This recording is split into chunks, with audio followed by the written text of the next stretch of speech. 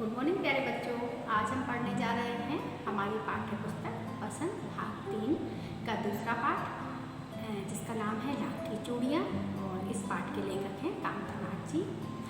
इससे पहली क्लास में हमने आधा पाठ पढ़ लिया था, उससे आगे का पाठ हम आज पढ़ने जा रहे हैं। तो पिछले पाठ में जैसे मैंने आपको बताया था कि कैसे जो लेखक है वो अपने गाँव जाता है और उसको गाँव में सबसे ज़्यादा कौन पसंद होता है, मामा के गाँव में जाता है वो अपनी छुट्टियाँ बिताने के लिए, जहाँ उसे सबसे ज़्यादा एक बदलू नाम का मनिहार जो था जो चूड़ी बनाता था, किसकी, लाख की चूड़ी। मनिहार कहते हैं चूड़ी बनाने वाले को।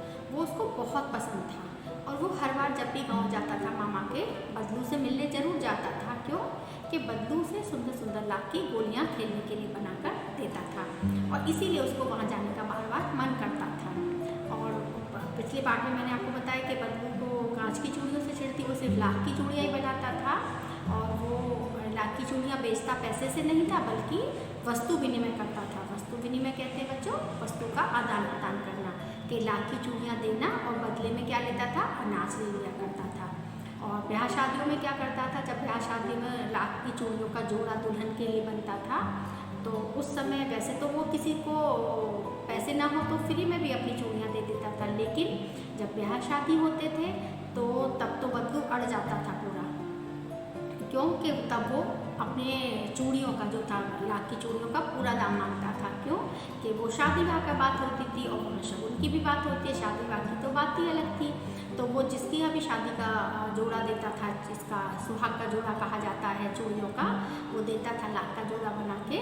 तो वहाँ पे वो बदले में बहुत कुछ मांगता था, अपने घर वालों के लिए कपड़े लेता था, अनाज लेता था, अपने लिए पगड़ी मांगता, मतलब सब कुछ वो मांगा करता था उसके बदले में।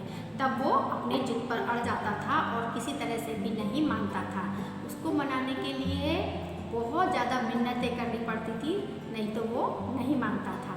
वैसे बदलू बहुत अच्छा था, वो बहुत ज़्यादा किसी के साथ दाम नहीं लगाता था और वस्तु मतलब हर एक को अनाज के बदले अपनी लाख की चूड़ियाँ बेचा करता था। लेकिन ब्याह शादी में बदलू का अपनी चूड़ियों के पूरे दाम लोगों से लिया करता था और लोग उसको खुशी खुशी देते भी थे। क्यों कि शादी ब्याह में उसकी चूड़ियों के अलावा और कोई चूड़ी पहनी नहीं जाती थी, लाख की चूड़ियाँ ही पहनते थे।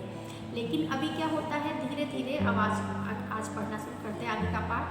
धीरे धीरे औद्योगिकरण बढ़ता जा रहा था। शहरों में औरतें जो थीं वो लाख की चूड़ियों की बजाय किसकी चूड़ियाँ पसंद करने लगी थी, कांच की चूड़ियाँ। तो जो लेखक है वो कहता है बदलू से गाँव में कि आप तो लाख की चूड़ियाँ बनाते हो और यहाँ पे गांव में तो सब लाख की चूड़ियाँ ही पहनते हैं, लेकिन शहरों में तो जो औरतें होती हैं वो कांच की चूड़ियाँ पहनती हैं। तो बदलू क्या कहता है, बदलू जो है लेखक को लला कहता है कि लला, शहर में तो औरतों की जो कलाई होती है ना, कलाई कहते हैं आगे का रिस्ट जो होती है हमारे हाथ की, कि जो औरतों की कलाई होती है बहुत नाजुक होती है और वो लाख की चूड़ियों का भार नहीं उठा सकती, क्योंकि लाख की चूड़ियाँ हैवी होती हैं और इसलिए वो कांच की चूड़ियाँ पहनती हैं, क्योंकि उनकी कलाई बहुत नाजुक है तो वो कहाँ उठा पाएंगी लाख की चूड़ियों का भार। तो इसीलिए वो क्या पहनती हैं, कांच की चूड़ियाँ पहनती हैं। तो शहर की बात तो और ही है, ये गाँव है, शहर की तो बात ही कुछ और है। वहाँ उसको वो सब कुछ बिल्कुल पसंद नहीं था कि औरतें कांच की चूड़ियाँ पहना करती थी, शहरों में वो लाख की चूड़ियाँ पसंद नहीं करती थी, क्योंकि लेखक जो था वो अपने काम के प्रति बहुत ही ईमानदार था और बड़ा मेहनती था और उसके अंदर जो लाख की चूड़ियाँ, उसका जो पुश्तैनी काम था वो किसी भी हालत में अपने काम को नहीं छोड़ना चाहता था, वो अपने काम को पूरा मन लगा के करता था। तो एक बार क्या होता है कि लेखक गाँव नहीं जा पाता है काफ़ी समय तक, क्योंकि उसके पापा की बदली हो गई थी। लेखक के जो पिता थे उनकी बदली कहीं और हो गई थी, तो लेखक काफ़ी समय तक गाँव नहीं जा पाता है और बहुत समय बीत जाता है और लेखक काफ़ी बड़ा हो जाता है। और काफ़ी बड़ा होने के बाद लेखक एक बार गाँव वापस आता है। क्या होता है, लेखक एक बार गाँव वापस आता है। तो जब वो गांव वापस आता है बच्चों, तो वो क्या होता है कि जब वो गांव में वापस आता है तो वो आके गांव में क्या देखता है कि गांव में लोगों के हाथ में वो क्या देखता है, कांच की चूड़ियाँ। क्या देखता है वो, गांव की औरतों के हाथों में कांच की चूड़ियाँ देखता है।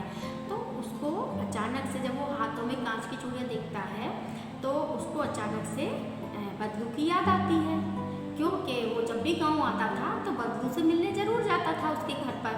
तो आप बहुत सालों के बाद अपने गाँव लौटा है, तो गाँव आता है तो उसको अचानक से और लेडीज़ जितनी भी गांव की औरतें होती हैं वो सभी की कलाइयों में लाख की जगह किसकी चूड़ी देखता है, कांच की चूड़ियाँ। तो जब वो उसकी नज़र कांच की चूड़ियों पे पड़ती है तो उसको अचानक किसकी याद आ जाती है, बदलू की, क्योंकि वो गाँव में कलाइयों को देखकर उसको क्या होता है कि उसकी जो एक छोटी बहन होती है लेखक की, उसके हाथ में चूड़ी लग जाती है। लेखक की एक बहन होती है, कजिन बहन, उसके हाथ में कांच की चूड़ी गिरने से लग जाती है। तो लेखक उसकी मरहम पट्टी करता है, तो मरहम पट्टी करके उसको कांच निकाल के मरहम पट्टी करता है, तो अचानक उसको याद आता है बदलू काका का। तो वो बदलू काका से मिलने उनके घर चल देता है। तो वो वहाँ पहुँचता है तो जाकर क्या देखता है कि जो बदलू काका हैं वो नीम का जो वही पेड़ है, पुराना नीम का पेड़, और नीम के पेड़ के नीचे एक चारपाई पड़ी है जिसपे एक बुजुर्ग इंसान लेटा हुआ है और खांस रहा है। तो लेखक वहाँ पहुँचता है और जाकर उनको नमस्ते करता है कि नमस्ते बदलू काका। तो वो कहते हैं कि पहले वो उठते हैं खांसते हुए और उठ के कहते हैं आओ लला। तो नमस्ते करते हैं और कहते हैं आओ लला। तो कहते हैं शायद आपने मुझे पहचाना नहीं, क्योंकि इतने समय बाद आए थे, बहुत छोटा था जब तो वो लेखक, और अब इतना बड़ा होके आया था वहाँ पे। तो कहते हैं शायद आपने मुझे पहचाना नहीं, मैं आपका वही हूँ लला जनार्दन। तो लेखक का नाम क्या था, जनार्दन, मैं आपका वही हूँ जनार्दन। तो वो उसको एकदम पहचान लेते हैं कि बड़े दिनों के बाद आए, और बैठाते हैं उसको, और बैठा के तो वो बात करने लगता है। लेखक खांस रहा होता है, वो जो बदलू होता है वो काफ़ी खांस रहा होता है। तो वो उसको बैठाते हैं अपने पास और उससे कहते हैं कि उसके लिए, क्योंकि लेखक जब भी उनके घर जाया करता था तो वो क्या करते थे, लेखक को उनके जो बाग था बदलू का, उसके आम खिलाया करते थे मीठे मीठे, लेखक को खाने को देते थे। और लेखक के यहाँ जो एक बदलू के यहाँ एक गाय थी जिसका दूध, मलाईदार दूध, उसको पीने के लिए दिया करते थे लेखक को। तो वो जब भी उनके यहाँ जाता था तो तभी उसकी बहुत खातिरदारी होती थी लेखक की, और लेखक उनसे बहुत प्यार भी करता था बदलू से, उसको बदलू के साथ बहुत लगाव था। क्योंकि बच्चों, जब हम देखते कोई हमें बहुत प्यार और स्नेह देता है और तो हमें उससे लगाव हो जाता है। आप किसी के घर जाओ, इतना वो बहुत बड़ा आदमी नहीं था, बहुत ज़्यादा ऐसा नहीं था कि बहुत रिच इंसान था वो, लेकिन फिर भी वो बहुत प्यार करता था। इस वजह से वो क्या करता है कि उसके यहाँ पहुँचता है, और पहुँच के क्या करता है कि जब वो लेखक के यहाँ जाता है तो वो देखता है कि कैसे कि वो लेखक बुजुर्ग हो चुका है और घर की जो हालत थी वो पहले जैसी भी नहीं थी। और वहाँ पर क्या था कि जो भट्टी हुआ करती थी, अब वो भट्टी भी नहीं थी।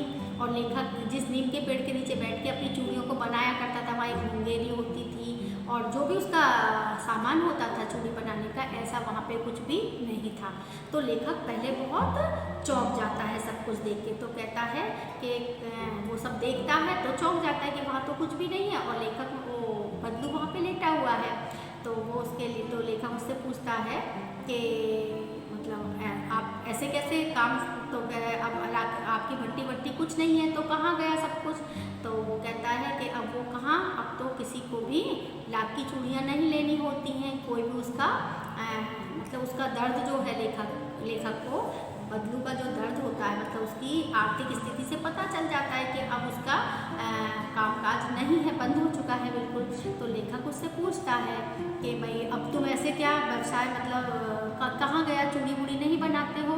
तो वो कहता है कि अब कहाँ, अब तो सब कांच की चूड़ियाँ ही पहनने लगे हैं, और लाख की चूड़ियों की कीमत तो कोई लेता नहीं था लाख की चूड़ियाँ। तो उसने अपना काम धंधा, तो वो कहता है कि 8 साल पहले ही मैंने अपना काम, कई साल पहले ही उसने अपना काम बंद कर दिया है।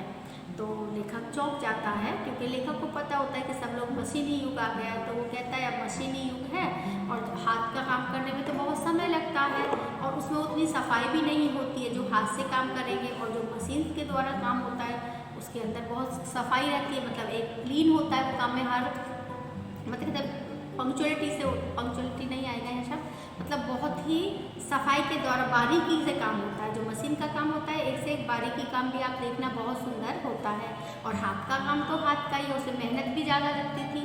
तो वो कहता है अब वो सब कहाँ, अब तो सब लोग कांच की चूड़ियाँ पहनने लगे हैं लला, और मशीनी युग आ गया है, तो अब लाख की चूड़ियों का काम तो मैंने बहुत दिन पहले ही बंद कर दिया।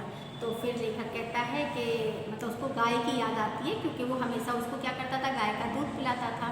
तो क्या वो बदलू समझ जाता है, तो वो कहता है कि अब गाय भी नहीं है, क्योंकि वहाँ गाय दिखाई नहीं देती लेखक को। तो वो पूछता है गाय कहाँ गई।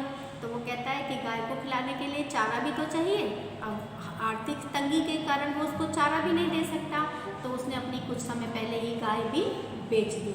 तो इससे लेखक को बहुत दुख होता है कि भाई उसने गाय भी बेचनी पड़ गई उसको। इतना अच्छा इंसान जो इतनी अच्छी इतनी मतलब मेहनत से पुश्तैनी जिसका काम था, वो सारा काम धंधा बंद हो गया है। किसकी वजह से? कि औद्योगिकरण यानी मशीनों के कारण जो कुटीर उद्योग है छोटे छोटे लोगों के, ये तो बंद ही हो गए हैं।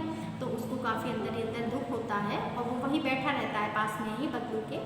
फिर बदलू से वो कहता है, हाँ तो फिर क्या, बदलू से कहता है आम के बारे में पूछता है, तो बदलू कहता है हाँ हाँ। तो वो बदलू अपनी बेटी को आवाज़ लगाता है कि आपके मतलब बाग में फसल तो के बारे में पूछता है। तो वो कहता है नहीं, फसल तो खूब अच्छी हुई है, आम की फसल तो खूब अच्छी है, इस बार आम की फसल बढ़िया हुई है। तो कहता है कि तो वो आम खिला के वो कहता है मैं भूल गया, मतलब उसको एकदम दिमाग में नहीं आता। तो अपनी बेटी को आवाज़ देता है बदलू कि लला के लिए आम लेके आओ अंदर से। तो वो उसकी जो बेटी होती है आम लेके अंदर से आती है, और जब वो आम लाती है तो वो क्या देखती है कि जो बदलू की जो बेटी होती है, लेखक बदलू कहता है कि आम तो बदलू, लेखक कहता है मैं इतने सारे आम नहीं खा पाऊँगा। तो वो कहता है भाई हम तुम्हारे ज़माने में थे तो इससे ज़्यादा आम खा जाया करते थे, ये तो है ही कितने। तो फिर भी वो कहता है अपनी बेटी से कि इसमें से सिंदूरी आम 4-5 आम सिंदूरी अच्छे अच्छे छाँट के लेखक को मतलब लला को दे दो। तो वो उसे जैसे हाथ बढ़ाती है देने के लिए आम, तो वो उसके हाथ में क्या देखता है जो लेखक होता है कि उसके हाथ में लाख की चूड़ियों का जोड़ा होता है, जो बहुत सुंदर लग रहा होता है उसकी कलाई के ऊपर उसकी बेटी की। तो लेखक को लाख की चूड़ियाँ तो समझ जाता है बदलू। तो वो कहता है कि ये मेरा आखिरी जोड़ा है जो मैंने आखिरी बार बनाया था। तो वो उसको मतलब लेखक को दुख भी होता है कि वो कहता है कि भाई मेरा आखिरी जोड़ा था जो मैंने आखिरी बार बनाया था, और ये मैंने जमींदार की बेटी की शादी के लिए बनाया था, लेकिन जमींदार साहब इसके 10 पैसे मुझे दे रहे थे, तो मैंने मना कर दिया कि 10 पैसे में मैं अपना जोड़ा नहीं दूंगा। क्योंकि उसको क्या था कि अपने काम ना करना मंजूर था, लेकिन अपने काम का कोई उचित दाम ना दे उसके काम का, ये बदलू को मंजूर नहीं था। क्योंकि बच्चों जब हम कोई काम मेहनत से करते हैं और हमें उसका उचित दाम ना मिले, तो उसको ये पसंद नहीं था कि वो अपनी कला को औने पौने दामों में बेचे, क्योंकि वो उसकी कला थी, उसका पुश्तैनी काम था जो उनके सदियों से चला आ रहा था। और आज क्या था, मशीनी युग आ जाने के कारण उसके काम की कीमत ख़त्म हो गई थी, कोई उसके काम की कीमत लगाता नहीं था। औने पौने दामों में उसकी चीज़ों के सौदा मतलब कीमत लगाते थे लोग।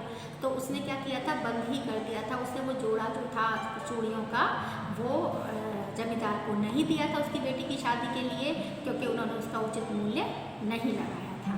तो लेखक को ये सुन के बहुत दुख होता है, और आपको ये कहानी कैसे ये वो फिर से सोच में पड़ जाता है कि कैसे लेखक सोचने लगता है कि कैसे ये औद्योगिकरण आने के कारण शहरीकरण जो हुआ है, शहर में विकास होने लगा और गांव में भी औद्योगिकरण होने लगा। क्योंकि अब पुरानी चीज़ें पहले की तरह नहीं बनती, हर चीज़ के लिए मशीनें आ गई हैं, अब हर चीज़ मशीनों के द्वारा बनाई जाती है।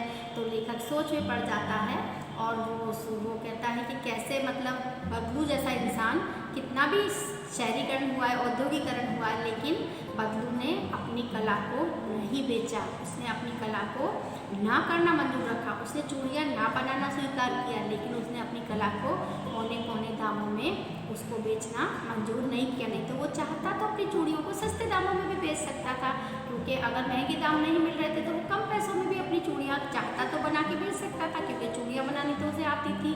लेकिन उसने अपने व्यक्तित्व का सौदा नहीं किया, क्योंकि वहाँ उसके कुछ व्यक्तित्व की बात आती है, उसकी कला की बात आती है, यानी उसकी कला का उसने अपनी कला का सौदा नहीं किया औने पौने दामों में, उसने अपनी कला को बंद ही कर दिया, उसने काम करना बंद कर दिया। लेकिन उसने अपनी कांच की चूड़ियों के व्यवसाय को मतलब उसने अपने व्यक्तित्व, उसका जो व्यक्तित्व था बच्चों, मतलब जो बदलू जो था उसने अपनी उसका जो व्यक्तित्व था वो कांच की चूड़ियों जैसा नहीं था, क्योंकि उसको कांच की चूड़ियों से पहले से ही चिढ़ थी।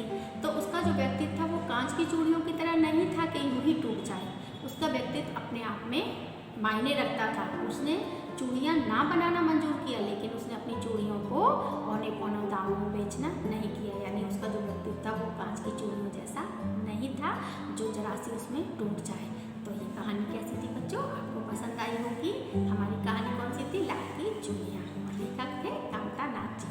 तो आज का पाठ इतना ही बच्चों, आज का पाठ अब ये पाठ समाप्त होता है। अगले पाठ के साथ मैं फिर आपको नेक्स्ट पाठ पढ़ाऊँगी, दूसरा पाठ, इससे अगला पाठ पढ़ाऊँगी। आज की पाठ क्लास में इतना ही बच्चों। इस पाठ को अच्छे से पढ़ना और इस कहानी को अच्छे से समझना और पाठ खत्म करते हैं क्लास को। बाय बाय बच्चों।